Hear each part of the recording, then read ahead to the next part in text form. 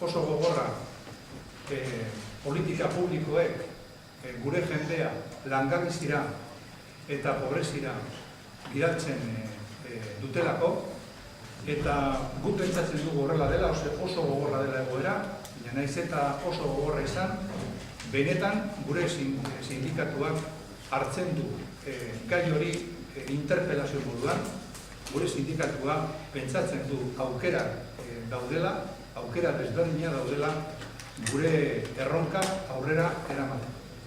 Erronka sendoak ditu sindikatuak momentu honetan, eta guk azpimarratu nahi dugu politika nola dagoen ikusita eta kapitalak zein indar duen ikusita sindikalismoaren beharra azpimarratu behar dugu. Horrela, elak pentsatzen duen.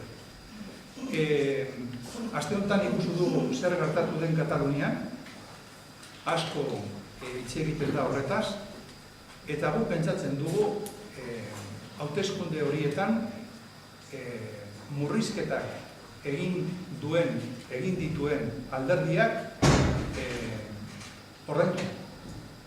Eta hori kontuan hartuta, guk hausnarketa hori noski ekartzen dugu gure herrira, Euskal Herrira, eta pentsatzen dugu, eta hori da gure mezu sendoa, hemen Euskal Herrian murrizketak egin dituen alderdiak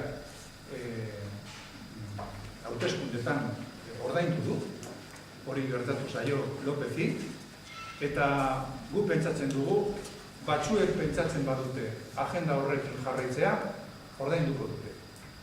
Ziur, ordainduko dute. Eta ziur, gure konpromisoa da, politikek bidaltzen badute gure jendea langabezira eta pobrezira, gure herria mobilizazioa egongo da. Hori da gure konpromisoa, hori argi somatzen da gure ponentzia. Nik esango nuke, ikusten da momentu honetan nola alderdiak daude joko elektoral utzean, eta joko elektorala da botoak, baina botoak da area bezala. Eta area haizeak eramaten du. Eta guk pentsatzen dugu hori gure konpromisoa eramango dugu horretara. Gero ikusten dugu nola dagoen kapitala nola dagoen patronala, zein indarra duen, eta indar horren kontra sindikatuak berresten ditu bere konpromisoak. Eta dira, alde batetik organizazioa obsesio moduan, beharra da sindikatu batetzak organizazio bat lortzea esparrutu guztietan. Bigarrena mobilizazioa da egoera honetan aukera bakarra. Hirugarrena da militantzia, beharrezkoa da militantzia sindikatu alternatibo bat aurrera eramateko, eta laugarrena aliantza. Behar ditugu aliantza sindikalak eta sozialak, eta gure konpromesua da ahal dugun neurrian hori posible baldin bada sendotzea. Geure konpromiso abertzalea da guk argi daukagu zein den estatuaren jarrera, berdin da PSOE eta PP gobernuan egotea, eta soberania nahi badugu, indarmetak eta berriro planteatzen dugu gure ponentzian, eta orain ikusten duguna da, esparru elektoralean borroka elektorala ikusten dugu, hori legitimoa da, baina hori ez da nahikoa. Ez da nahikoa aurrera eramateko esparru nazionalean ditugun erronka. Eta erronka moduan, nola ez, sindikatuaren ikuspuntua eta ikuspuntu komun bat, sindikatu baten ikuspuntua, eta azpimarratzen dugu, esparru soziala baztertzen bada, asko kentzen dio soberaniaren erronkari.